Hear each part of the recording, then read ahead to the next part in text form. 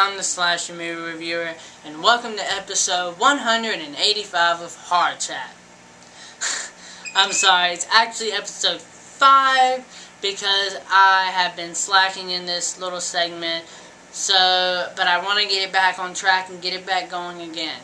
So, what is Horror Chat? Basically, Horror Chat is me bringing you the latest information circling around in the horror universe. Because horror happens to be my favorite genre. And I know it's the genre that can have the worst writing, the worst directing, the worst script, just the worst in everything in general. But when a horror film is good, it is untouchable. It leaves that lasting impression on you. And that's why I love horror films so much. So, I plan to bring you the latest information on horror films, such as release dates, trailers, pictures, just whatever excites me that I think I need to tell you guys about. Information you need to know is that Lionsgate has officially bought Summit for a total of $412.5 million. So they were doing this, I remember hearing about this merging idea concept for a while. Summit has given us films such as Twilight Breaking Dawn. And you know I'm not a huge fan of Twilight, but they're also given us such films as Source Code and 50/50. Two films that I absolutely loved. I put one on my top 10 and one I considered putting on my top 10 films of the year. So I don't have a huge hate for Summit. They do Twilight, but hey, the studio has their ups and downs, their bad films, and their great films. So, I thought it was an interesting, I think it's an interesting merge.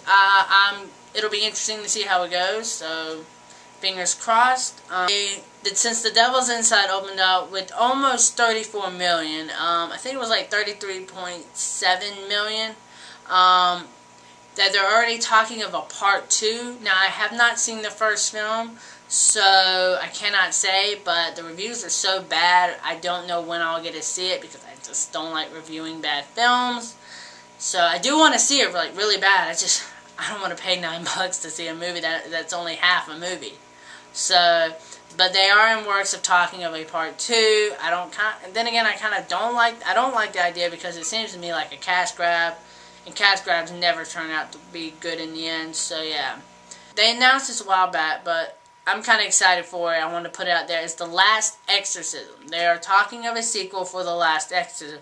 Matter of fact, it's in pre-production. And the Demon Girl will also be returning. They haven't said anything else about cast members, but according to the way the first one ended, I don't know if I could see them coming back. But then again, the Reverend, I kind of could. I'm excited for this. I hope it goes down the route of sort of Hostel Part 2 did. You know, picking up right where the first one left off. Because they easily could. Because when the film ended, it went blank, black. That was it. You walked out of the theater. There was no narrative trying to tell you what happened. And I noticed that also. I was like, why didn't we get any narratives of police? You know, if we're supposed to be watching that this is real, there's music, who edited this?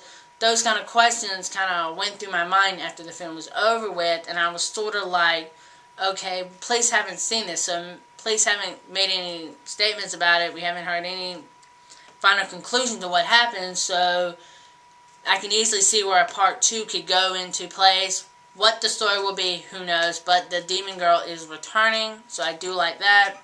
The horror film The Possession, which was originally titled The Big Box, actually made my top 10 most anticipated horror films, but I'm kind of regretting that now due to the fact that it officially went from its rated R rating now to a PG-13 rating.